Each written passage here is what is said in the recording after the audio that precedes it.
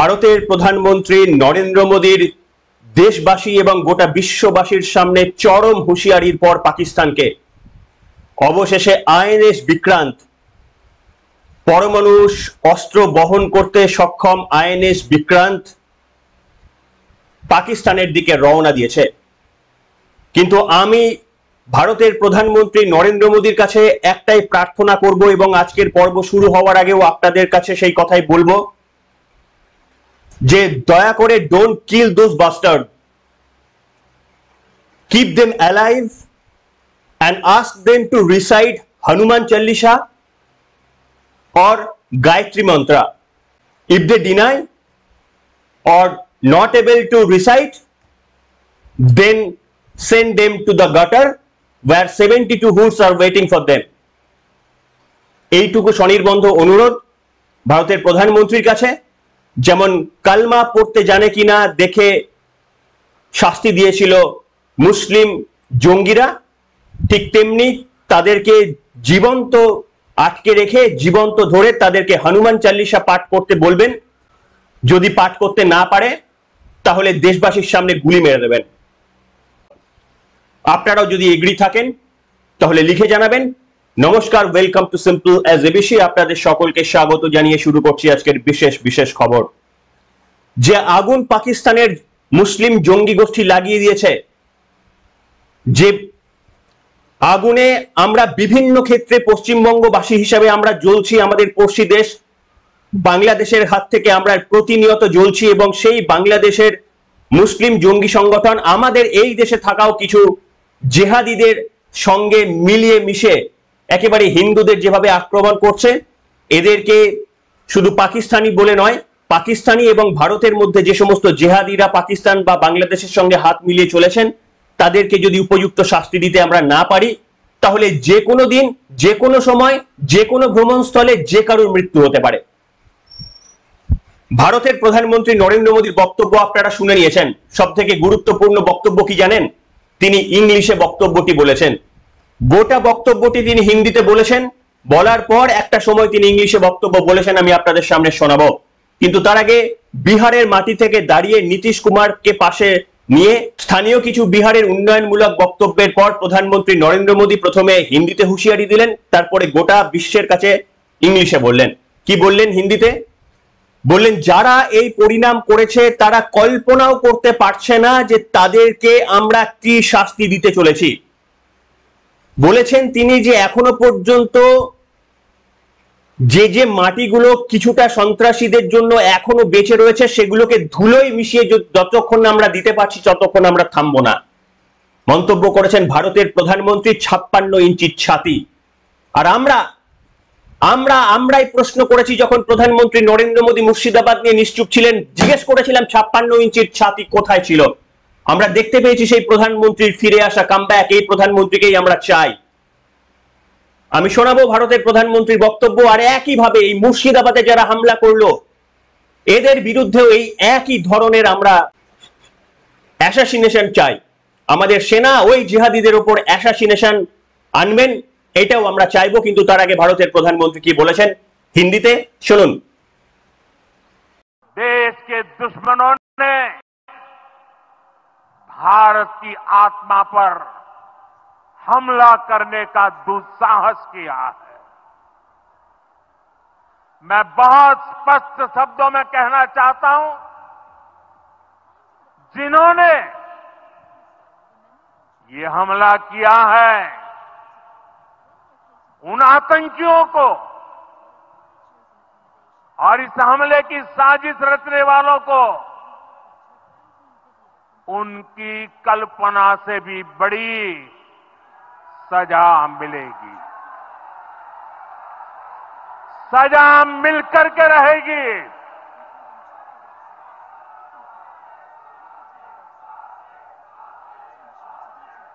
अब आतंकियों की बची खुची जमीन को भी मिट्टी में मिलाने का समय आ गया है।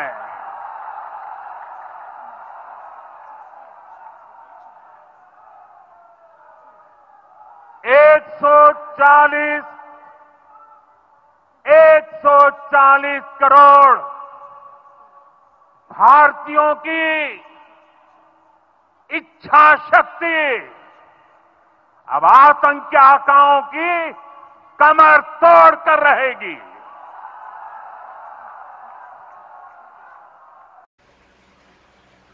গতকাল রাজনাথ সিং প্রতিরক্ষা মন্ত্রী স্পষ্টভাবে বলে দিয়েছিলেন, এই বক্তব্য যখন আপনারা শুনছেন তখন হয়তো সর্বদলীয় বৈঠক ডাকা হয়েছে, তার কারণ ভারতের একটা রীতি এবং রেওয়াজ রয়েছে যে দেশের সম্পর্কে কোনো সিদ্ধান্ত নেওয়ার জন্য সমস্ত দলের পার্টিসিপেশন প্রয়োজন, কিন্তু সমস্ত দলের মধ্যে কারা কারা আছে আপনারা জানেন, যেমন রয়েছে কংগ্রেস তেমন রয়েছে তৃণমূল কংগ্রেস।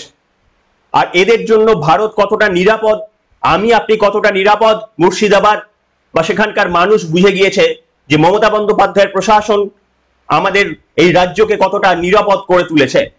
আমি এবার আপনাদের সামনে দেখাবো ভারতের এই রকম কঠোর পদক্ষেপ, কার্গিল যুদ্ধের থেকেও কড়া পদক্ষেপ যে ভারত নিতে চলেছে, এটা আমাদের জীবনে দেখা প্রথম কোনো ঘটনা, ঐতিহাসিক ঘটনা হতে চলেছে। তিনি ইংলিশে বক্তব্য বলেছেন, গোটা দেশবাসী ছেড়ে দিন, গোটা বিশ্ববাসীর সমস্ত নেতাদের তিনি ধন্যবাদ জানিয়েছেন যারা এই মুহূর্তে মানবতার পাশে দাঁড়িয়েছে, ভারতের পাশে দাঁড়িয়েছে। ভারতের প্রধানমন্ত্রী বলেছেন জঙ্গিরা যেখানেই লুকিয়ে থাকুক সেই লুকানো জায়গা থেকে তাদের টেনে এনে এই যুদ্ধ চলবে যতদিন না প্রত্যেকটা জঙ্গিকে একেবারে কোণা থেকে খুঁজে এনে তাদেরকে নিশ্চিত করা হয়। শুনুন প্রধানমন্ত্রী নরেন্দ্র মোদীর ইংলিশে বলা সেই মন্তব্যটি। Today, from the soil of Bihar, I say to the whole world, India will identify, track and punish every terrorist and their backers. We will pursue them to the ends of the earth. India's spirit will never be broken by terrorism. Terrorism will not go unpunished. Every effort will be made to ensure that justice is done. The entire nation is firm in this resolve. Everyone who believes in humanity is with us.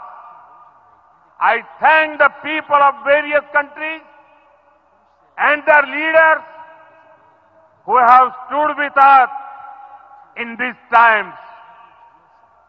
साथियों, शांति और सुरक्षा ये तेज विकास की सबसे जरूरी शर्त है। শুনলেন, গর্বে বুক ভরে যায়।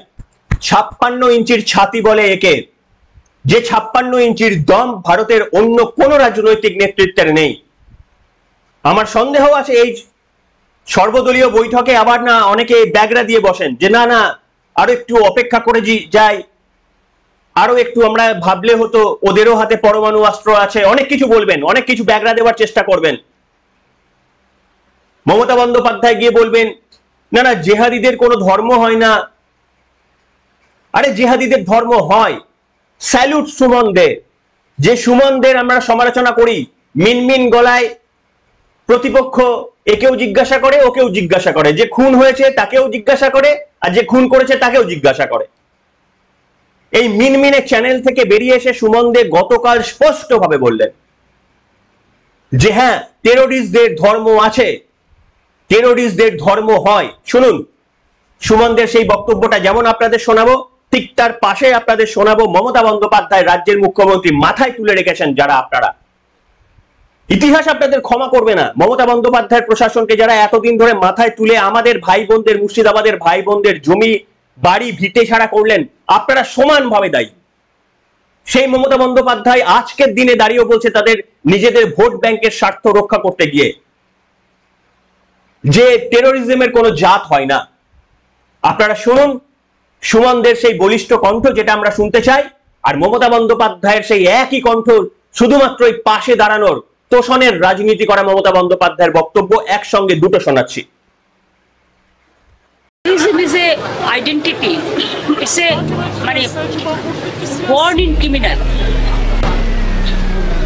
এদের কোনো জাত হয় না, কোনো ধর্ম হয় না, এরা একটা ক্লাস। দেখুন, প্রথমেই একটা কথা একেবারে পরিষ্কার করে বলে নেওয়া দরকার, যারা এখনো বলে যাচ্ছেন না ওই সন্ত্রাসের কোনো ধর্ম হয় না, তারা নির্জলা মিথ্যে কথা বলছেন। গতকালও বহুবার এই অনুষ্ঠানে বলেছি, কাশ্মীরের এই নারকীয় সন্ত্রাসের ধর্ম আছে এবং ধর্ম চিহ্নিত করে, পরিকল্পনা করে, ধর্ম বেছে বেছে অসহায় পর্যটকদের ঠান্ডা মাথায় খুন করা হয়েছে। পেহেলগাঁওয়ে কোনো ধর্ম নিরপেক্ষ সন্ত্রাস হয়নি, ধর্ম জেনে, ধর্ম নিশ্চিত করে হিন্দু নিধন হয়েছে। হ্যাঁ, হিন্দু নিধন হয়েছে। শুনলেন, যখন ভারতের প্রয়োজন তখনও মমতা বন্দ্যোপাধ্যায়ের এই ভূমিকা, বেছে বেছে হিন্দু জিজ্ঞাসা করে গুলি মেরেছে, এই চরম সত্যিটা মমতা বন্দ্যোপাধ্যায় স্বীকার করছেন না। মমতা বন্দ্যোপাধ্যায়ের দলের শত্রুঘ্ন সিনহা নিজে, যিনি তার মেয়ের বিয়ে দিয়েছেন একজন মুসলিমের সঙ্গে, তিনি রেগে যাচ্ছেন কেন এইরকম হিন্দু মুসলমান দিয়ে বলা হচ্ছে। আরে হিন্দুদের, তিনি স্বীকার করছেন না যে হিন্দুদের পরিচয়, আইডেন্টিটি দেখে খুন করা হয়েছে, স্বীকার করছেন না পর্যন্ত। এইরকম হচ্ছে শত্রুঘ্ন সিনহা আর তৃণমূল কংগ্রেসের ভূমিকা। আপনারা কোনোদিন ভুলে যাবেন? কোনোদিন ক্ষমা করবেন এই দলটিকে, এই রাজনৈতিক দলটিকে কোনোদিন ক্ষমা করতে পারবেন কেউ? ভারতের যখন প্রয়োজন, যখন সকলের একেবারেই যারা মেরেছে সেই জেহাদিদের যখন আমরা চরম শাস্তির কথা বলছি, তখন বলছেন জেহাদিদের কোনো ধর্ম হয় না। তাহলে ধর্ম জিজ্ঞাসা করে মারলো কেন? কেন কালমা পড়তে বললো? কেন লা ইলাহা ইল্লাল্লাহ বলতে বললেন? আপনি যেখানে সেখানে লা ইলাহা ইল্লাল্লাহ বলছেন, সেটা আপনার রুচি। হিন্দু ধর্মের মানুষ হয়ে আপনার রুচি, আপনি বলতে পারেন লা ইলাহা ইল্লাল্লাহ, আল্লাহ ছাড়া দ্বিতীয় কোনো ভগবান নেই, সেটা আপনি বলতে পারেন, আপনার রুচি, আমরা সেটাতে বাধা দেবো না। কিন্তু আপনি ফোর্স করতে পারেন না আমাদের, আমরা বলতে পারবো না। আমরা হিন্দু ধর্মে বিশ্বাস করি, আমরা বলবো না, আমরা সকল ধর্মকে সম্মান করতে পারি, বাস। কিন্তু আমাদের নিজেদের ধর্মকে আমরা কখনোই বলতে পারবো না যে ভগবানের থেকে আর বড় কেউ, এটা আমরা বলতে পারবো না মুখ দিয়ে, আপনি যেটা স্বীকার করতে পারেন। আপনাদের আমি একটা বাচ্চার বক্তব্য শোনাবো ভাবলাম, কিন্তু মনে পড়লো না, শোনাতে পারবো না, ইউটিউবের গাইডলাইন রয়েছে। একটা বাচ্চা যে তার বাবাকে হারিয়েছে, পরিষ্কার ভাবে, একেবারে পরিষ্কার হিন্দিতে বলছেন, আমার কাছে ভিডিওটি থাকলেও আমি আপনাদের সামনে দেখাতে পারছি না। বললেন, আমরা ওই ঘোড়ায় চড়ে পেহেলগাম থেকে ঘোড়ায় চড়ে ইন্ডিয়ান সুইজারল্যান্ডে গিয়েছি, সেখানে গিয়েই খিদে পেয়ে গিয়েছে। দেখুন, ওটা সবার হয়, আমরা যখন গিয়েছিলাম আমাদেরও খিদে পেয়ে গিয়েছিল। এতটা দুর্গম একটা রাস্তা, কারুর যাওয়া উচিত নয় ওই রাস্তাতে। তাও ওই কারণ কেউ জানতে পারবেন না। আপনি যখন প্রথমে রাস্তাটা শুরু করবেন, আপনি বুঝতে পারবেন না যে রাস্তাটা এতটা দুর্গম। আর যখন মধ্যে পৌঁছে যাবেন, তখন আপনি না উপরে উঠতে ইচ্ছা করবেন, না নিচে নামতে পারবেন আপনি ভয়ে। এইরকম পরিস্থিতিতে আর কোনো পথ থাকবে না, আপনাকে একেবারে ইষ্ট দেবতার নাম করতে করতে উপরে যেতে হবে, এতটাই দুর্গম সেই রাস্তা। যে কোনো সময় ঘোড়ার পা স্লিপ করে যাচ্ছে, বারবার ঘোড়ার পা স্লিপ করে যাচ্ছে, আর একেবারে ভয়ানক খাদ, যে কোনো মুহূর্তে মৃত্যুর হাতছানি। এরকম এতটা বিরাট জার্নি, মানে প্রায় আপনার, আমার ধারণা 30 মিনিটের ওপর, 40 মিনিট মোটামুটি লাগবে মিনিমাম। ঘোড়ায় চড়ে 40 মিনিট পাহাড় অতিক্রম করতে আপনার লাগবে, বা 1 ঘন্টাও লাগতে পারে। আপনার প্রত্যেকটা সময় মৃত্যু ভয় পাবেন আপনি। তারপরে যখন গিয়ে সেখানে পৌঁছাবেন, তখন আপনার সব থেকে যেটা পায় সেটা হচ্ছে জল তেষ্টা এবং খিদে। আমরা যখন পৌঁছেছিলাম তখন সেখানে ম্যাগি খেয়েছিলাম, কফি খেয়েছিলাম। এমনিতেই কাশ্মীর লোকজনের অনেক প্রশংসা করছে, আমাকে আর প্রশংসা করাবেন না। একটা চায়ের দাম যদি 10 টাকা হয়, নিজের পক্ষে সেটা 50 টাকা নেওয়া যেতে পারে, কিন্তু সেটা 200 টাকায় চা, যা ইচ্ছা তাই দাম। একটা রুটির দাম বড় জোর 5 টাকা থেকে ওইসব জায়গায় হয়তো 20 টাকায় বিক্রি হতে পারে, কিন্তু একটা রুটির দাম 60 টাকা, প্লেন হাতে তৈরি করা রুটি। এইভাবে যাচ্ছে তাই ভাবে মানুষকে ওরা ঠকাচ্ছে, আমি নিজে গিয়ে দেখেছি। আর যখন এই টেরোরিস্টরা ধরা পড়লো, তখন তাদের কেউ আটকালো না, তাদেরকে পালিয়ে যাওয়ার সুযোগ করে দিল কাশ্মীরের ওই লোকগুলো। আজকে তারা মোমবাতি মিছিল করছেন। সেই বাচ্চা ছেলেটি বলছে, যখন আমরা ওখানে পৌঁছালাম তখন খিদে পেয়ে গেছিল, যেই সেখানে গিয়ে কিছু খেতে বসলাম, খাওয়ার দোকান থেকে কিনে খেলাম, তখনই হঠাৎ করে জঙ্গি সামনে এসে দাঁড়ালো। তিনি, ওই বাচ্চা ছেলেটা ডেসক্রিপশন দিচ্ছে জঙ্গিদের, মুখে এত বড় দাড়ি, মাথায় একটা টুপি এবং মাথার মধ্যে একটা ক্যামেরা লাগানো আছে। সকলকে, যারা ওখানে উপস্থিত ছিল সকলকে জিজ্ঞাসা করলো, যারা হিন্দু তারা আলাদা হয়ে যাও, যারা মুসলিম তারা আলাদা হয়ে যাও। তারপরে সকলকে কালমা পড়তে বললেন, তারপরে হিন্দুদের মেরে দিলেন, এই বাচ্চাটি বলেছে। তারপরে হিন্দু আর মুসলিম আলাদা করে যেতে বললেন, তারপরে হিন্দুদের উপর গুলি চালিয়ে দিলেন। ওই ছোট্ট বাচ্চাটা বলল। আর রাজ্যের মাননীয় মুখ্যমন্ত্রী মমতা বন্দ্যোপাধ্যায় বলছে যে ধর্মের এদের কোনো জাত হয় না। যদি আজও পর্যন্ত স্বীকার না করতে পারেন সুমন বাবুর মিনমিনে গলা, আপনাদের সামনে বারবার আমি বলেছি যে এই ধরনের সংবাদ মাধ্যমগুলো আমাদের ক্ষতি করছে। আনন্দবাজারের মতো সংবাদ মাধ্যমগুলো যতদিন না আমরা বয়কট করতে পারছি বা এদের উপযুক্ত আমরা শিক্ষা দিতে পারছি গণতান্ত্রিক পদ্ধতিতে, ততদিন আমাদের দেশের উন্নতি হওয়া সম্ভব নয়, আমাদের রাজ্যের উন্নতি হওয়া সম্ভব নয়। যে স্বার্থপরের মতো ব্যবহার এই আনন্দবাজার পত্রিকার মতো আমাদের এই সমস্ত বিভিন্ন মিডিয়া করে থাকে, আপনাদের ভুল বোঝানোর কাজটা দিনের পর দিন করে, এখনো কন্টিনিউয়াসলি তারা করছেন। এরা যতদিন না পর্যন্ত নিজেদের স্বার্থ ত্যাগ করে দেশের স্বার্থে কথা বলবে, আমাদেরও উচিত গণতান্ত্রিক কোনো পদ্ধতিতে, আইনগত কোনো পদ্ধতিতে এদের বিরুদ্ধে কোনো ব্যবস্থা নেওয়া। আপনারা কি বলবেন? আপনাদের মতামত লিখে জানাবেন। আশা করি এই কঠিন মুহূর্তে ভারতের আপনারা প্রত্যেকেই পাশে থাকবেন। একমাত্র যারা গাদ্দার, যারা দেশপ্রেমিক নন, আমি বিশ্বাস করি ভারতের মধ্যে এখনো অনেক লোক রয়েছে, পশ্চিমবঙ্গে তো ভুরি ভুরি এরকম লোক পাবেন, আমি নিজে দেখতে পাচ্ছি সোশ্যাল মিডিয়ায়, যারা নির্লজ্জভাবে সমর্থন করছেন ইনডিরেক্ট উপায়ে। শেকুমাকুদের সংখ্যা পশ্চিমবঙ্গে এতটাই বেড়ে গিয়েছে যে এরা এই ঘটনাকে নিন্দা করতে পর্যন্ত ভয় লাগছে। আপনাদের আবারও আমি মনে করিয়ে দিতে চাইবো, ভারত যখন ইংরেজদের সঙ্গে যুদ্ধের জড়িয়ে পড়েছিল, তখন কিন্তু এই শ্রেণীর গাদ্দাররা, সেই গাদ্দাররা তখনও বেঁচে ছিল এবং বোধহয় তাদেরই প্রজন্ম এরা। সেই গাদ্দাররা কিন্তু সেই সময় ভারতের ফৌজ কিংবা ভারতের যে যুবক ক্ষুদিরাম বসু, প্রফুল্ল চাকি, এদের সঙ্গে হাত মেলায়নি, হাত মিলিয়েছিল বন্দুক থাকা ওই ইংরেজদের সঙ্গে। যুক্তি দিয়েছিল এরা আমাদের অনেক উন্নতি করছে, রেল স্টেশন বানিয়ে দিচ্ছে, দুটো খেতে দিচ্ছে আমাদের। সেই বৃত্তগিরির কাজটা কিন্তু এরা শুরু করেছিল এই ইংরেজদের শাসনকাল থেকে, এখনো পর্যন্ত এরা চালিয়ে যাচ্ছে। তাই এদের চরিত্রগত কোনো বদল হয়নি, এরা একই রয়ে গিয়েছে, ওদেরই বংশধর এখনো বেঁচে রয়েছে। কিন্তু আপনারা যারা ওদের কাছ থেকে শিক্ষা নিচ্ছেন, দয়া করে সতর্ক হয়ে যান। এই সমস্ত ব্যক্তিদের কাছ থেকে কোনো বক্তব্যে অনুপ্রাণিত হবেন না। নিজেকে আয়নার সামনে দাঁড়িয়ে জিজ্ঞাসা করুন, আপনার যদি ইষ্ট দেবতা থাকে তার সামনে দাঁড়িয়ে জিজ্ঞাসা করুন, কাশ্মীরের পেহেলগামে নিজেদের জমানো পুঁজি খরচা করে পৃথিবীর বুকে একটা স্বর্গের খোঁজে যারা গিয়েছিলেন তাদের কি দোষ রয়েছে? যারা মারলো ধর্মের পরিচয় নিয়ে, তাদের এই পৃথিবীতে থাকার কোনো অধিকার রয়েছে কিনা, এই প্রশ্নটা নিজের সামনে করুন। আর যদি এর উত্তর হ্যাঁ পান, যদি উত্তর পান যে জিহাদিদের কোনো দোষ নেই, তাহলে মনে রাখবেন যে আপনাদের সঙ্গে ওই জিহাদিদের কতটা তফাৎ রয়েছে। ইতিহাস তো ছেড়ে দিন, বর্তমানই আপনাদের সেই হিসাব বুঝিয়ে দেবে। এই সংখ্যাটা অত্যন্তই কম, তাই এদেরকে চিহ্নিত করে রাখুন, কোনো হিংসার জন্য না। সামাজিক বয়কট করুন। আর যদি এরপরে কোনো একটা হিন্দুদের ওপর কেউ হাত দেয়, আপনারা সকলে বাড়ি থেকে বেরিয়ে তাকে ঘিরে রাখুন, প্রশাসনের হাতে তুলে দিন। কোনো আইন নিজের হাতে তুলে নয়, কিন্তু তাদের পালাতে দেবেন না। সকলে মিলে বেরিয়ে যদি কেউ এইরকম হিন্দুদের বাড়ি আক্রমণ করে শুধু ধর্মের জন্য, তাদেরকে ঘিরে ফেলুন। ঘিরে ফেলে প্রশাসনকে খবর দিন, প্রশাসনের হাতে তুলে দিন। প্রশাসন কিছু না করতে পারলে বিরোধী দলনেতা শুভেন্দু অধিকারীকে খবর দিন ন্যায়ালয়ে যাওয়ার জন্য। এইভাবে একটা বাড়িতে এসে 10 জন মিলে আক্রমণ করলেন আর বাকিরা এত পাশাপাশি থাকা সত্ত্বেও ঘরে মুখ বন্ধ করে বসে থাকলেন, এই সময়টা শেষ করার সময় এসেছে। প্রশাসন কখন আসবে, প্রশাসন কবে আসবে, তার আগে ওই পরিবারটা শেষ হয়ে যাবে। আপনারা সকলে দাঁড়ান, পাশে দাঁড়াবেন, আইন হাতে তুলে নেবেন না।